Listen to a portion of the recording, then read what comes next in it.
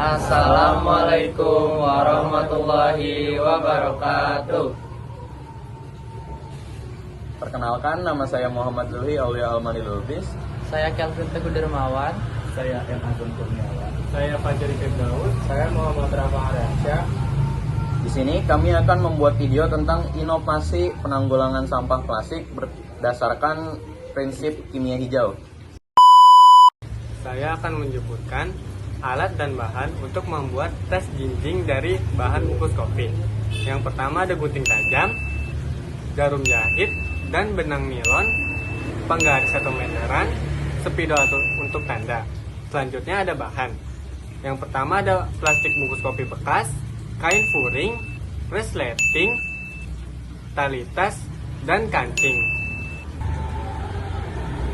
Selanjutnya saya akan menjelaskan langkah-langkah pembuatan tas jinjing dari plastik kopi. Yang pertama, siapkan bungkus kopi instan merek apa saja dan bersihkan sisa bubuk kopi dengan air, lalu dikeringkan atau dijemur atau bisa juga dilap dengan kain agar tidak berjamur. Lalu gunting bagian bawah bungkus kopi.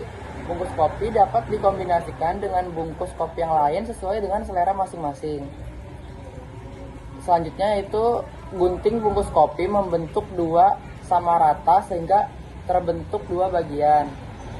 Lalu lipat bungkus 1 cm ke dalam di ujung dan bawahnya. Total lebar lipatan sebesar 2 cm. Kemudian anyam bungkus kopi yang sudah disediakan sehingga terbentuk baling-baling. Siapkan 100 bungkus untuk tas ukuran kecil. Nantinya akan menjadi 200 lipatan bungkus kopi. Bagian dalam atau luar bungkus kopi dapat digunakan sesuai dengan selera masing-masing. Jika kerangka tas anyaman sudah jadi, saatnya dirapikan dengan menjahit bagian atas tasnya supaya anyaman tidak mudah lepas. Lalu tambahkan kain furing atau kain polos ke dalam tas dan tidak terlalu tipis. Yang terakhir, tambahkan resleting untuk pengait tas yang sudah disiapkan untuk dipakai. Lalu jika tasnya sudah jadi, sekarang tinggal cara membuat tali tas dari bungkus kopi. Caranya sangat mudah, yaitu buat lipatan pada bungkus kopi yang masih tersisa sehingga membentuk segitiga. Lalu digabungkan dan dijahit.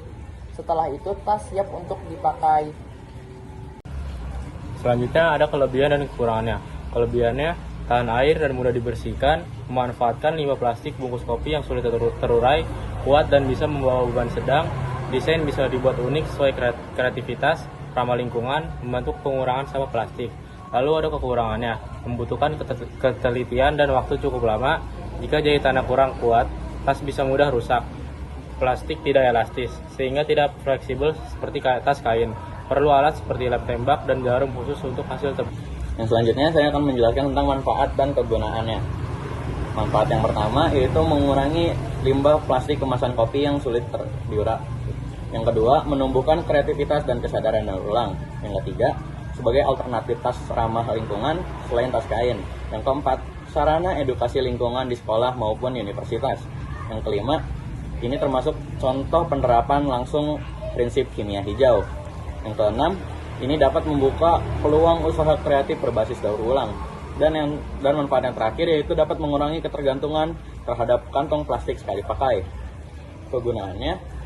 Kegunaan dari plastik dari bungkus kopi ini, yang pertama bisa digunakan sebagai tas belanja, tas jinjing untuk sekolah, ke kampus atau kantor.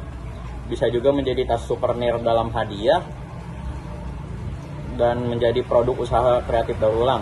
Tas ini juga dapat menjadi tas promosi ramah lingkungan. Nah, yang terakhir itu ada harga pasar di masa depan. Potensi pasar plastik dari bungkus kopi diperkirakan akan meningkat di masa depan, terutama karena dorongan global menuju produk ramah lingkungan dan pengurangan limbah. Meskipun ini harga jualnya rendah sekitar 2.000 sampai 1.000 rupiah per kilogram, tren daur ulang dan ekonomi sirkular membuka peluang baru bagi material bekas seperti bungkus kopi. Plastik jenis ini mulai diminati oleh komunitas eco-friendly, sekolah, dan penyelenggaraan event bertema lingkungan sebagai bahan edukasi dan prakarya.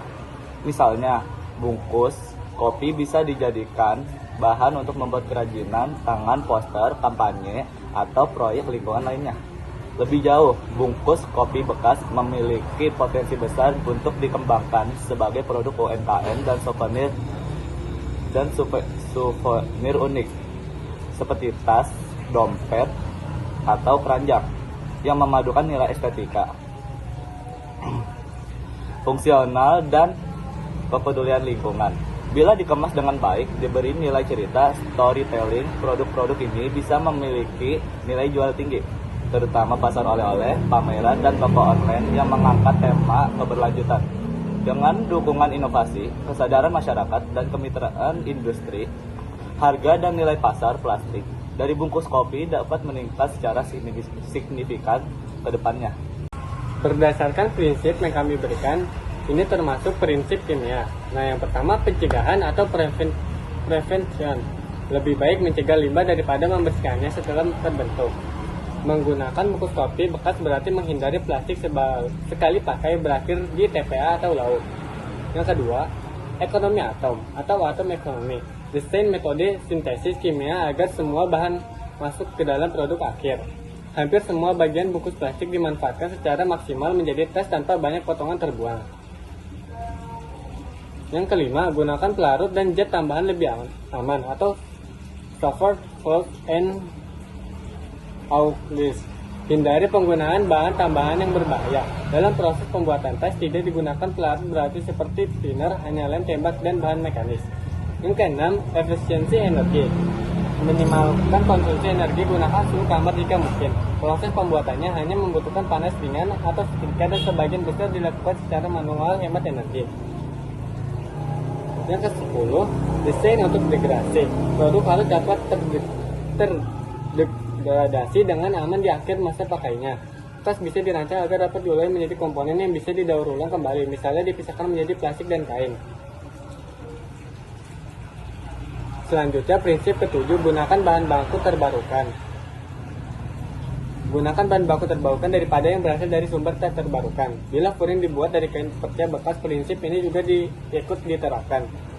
Yang ke-11, monitoring waktu nyata. Pantau proses secara langsung agar mencegah limbah. Dalam kerajinan ini, proses bisa diawali langsung sehingga sisa bahan bisa langsung dipakai kembali atau disusun ulang. Prinsip ke-12, keamanan proses. Rancang proses dan bahan yang mengurangi risiko kecelakaan. Tidak menggunakan bahan kimia berbahaya, menjadikan proses yang nyaman untuk anak-anak, komunitas, dan edukasi sekolah. Jadi kesimpulannya, inovasi tas jinjing dari bungkus kopi bekas menerapkan 7 dari 12 prinsip kimia hijau. Sekian penjelasan dari kelompok kami. Wassalamualaikum Warahmatullahi wabarakatuh.